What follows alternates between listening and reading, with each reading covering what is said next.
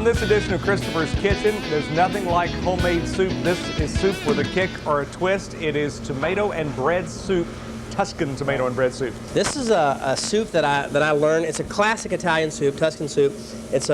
I learned actually this from the River Cafe in London. It's a very good Italian restaurant there.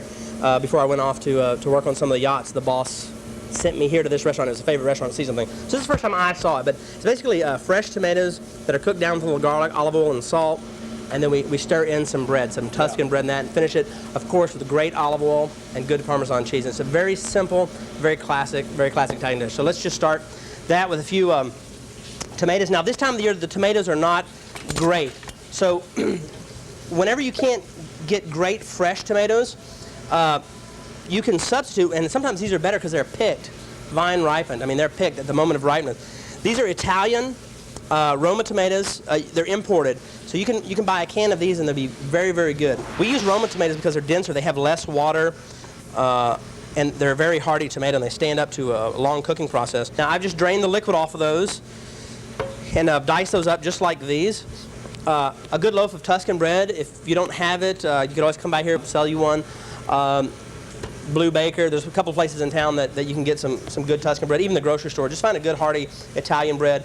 Some very fresh basil, fresh garlic, and we're also using these little hot peppers. Now, the Italians call these peperoncini, and the closest that we can come are these Pekin peppers. If you find these little peppers, we're going to use about 6 of those today for this recipe.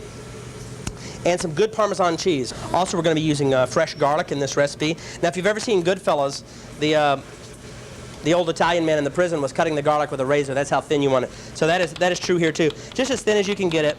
Some nice, very thinly shaved garlic cloves. I think I'm using 5 in this recipe. Of course, also critical is a very good olive oil. And we start this recipe with about 1/3 of a cup of good olive oil. We're going to put our slivered garlic in there.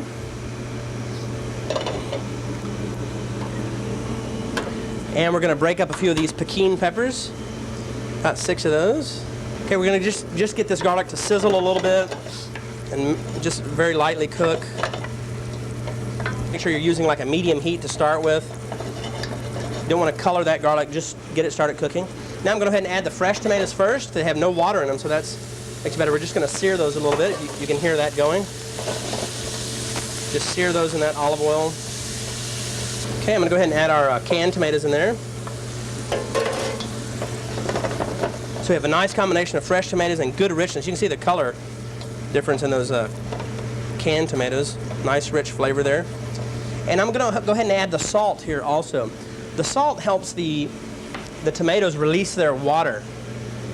So we're not adding any other liquids right now. We will add a little bit of water later. Go ahead and add a little bit of salt right now so that brings the water out of those tomatoes. We're going to let this cook down for about 10 or 15 minutes. Now you can add, as this gets thick, or if it starts to stick on the bottom lid, go ahead and add a 1/2 cup of water. Remember, the only thing we're evaporating out of these tomatoes is water. So if it gets a little bit too thick, just add a little bit of water. All right, while our sauce is cooking down, I just want to show you what we do with this Tuscan bread. I just go ahead and cut this in half, and we want to take about 90% of the crust off. So I'm just doing like this, most of the crust off. Now what I do at this point is I just kind of claw the bread off. I want it to look kind of rustic, so I'm just tearing pieces of this Tuscan bread into not bite-sized pieces, but a little bit larger than bite-sized pieces, and those will break up slightly when we add this to the tomatoes. Now what I like to do is leave this. I'll put this on a sheet tray and just let this dry out a little bit. Now see, our tomatoes have reduced down, made almost like this is almost just like our tomato sauce that we do in a lot of recipes. That's cooked down a little bit. Now I want to make this a little bit more juicy so that we can add our bread to this. Now I've got some of our fresh basil at this point, right before we add the water. I'm going to go ahead and tear some of our fresh basil and put our fresh basil in this recipe. Remember, we add this stuff at the last minute. Herbs I try to add at the last minute because it gives a maximum amount of flavor. And now we're ready to add our bread pieces. And just let those roll around in there and just absorb some of that good liquid. Going to add just a touch more water here to bring it to the right consistency. We can always cook some of that water out. Okay, here's our soup, Mike, and you can see it's still quite chunky. If you like it thinner than this, you can make it thinner than that. But it is traditionally quite a very chunky, rustic-looking soup. Just gonna drizzle a little good olive oil there, and some of that fresh shaved Parmesan cheese. So I might go ahead and taste that. You know, I didn't check it for salt, but hopefully that's... Got a little bit of everything here in the bite.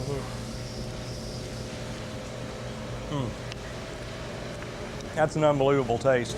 It's very fresh tasting, you know. You get fresh tomatoes. When you have great tomatoes, you can't beat it. Did you get a little bread there and everything? I did. I got plenty of bread. Good. That is a combination that I promise most of you are thinking would not work, but I promise. I'm one of those finicky type people, and something brand new, you need to make sure that you get this recipe for the bread and tomato soup, a Tuscan type tradition. Christopher, that is really a work of art. Great. Very tasty. Thank you, Mike. All right, and if you'd like to get a copy of these recipes, all you have to do is go to featured links at kbtx.com, access the food page, and if by some chance you don't have access to the internet, all you have to do is let us know at TV3, send a self-addressed stamped envelope, and we'll make sure that you get a copy of everything you see here on Christopher's Kitchen. Just be sure you specify which recipe you're looking for. That'll do it for this edition. For Christopher Lampo, I'm Mike Wright.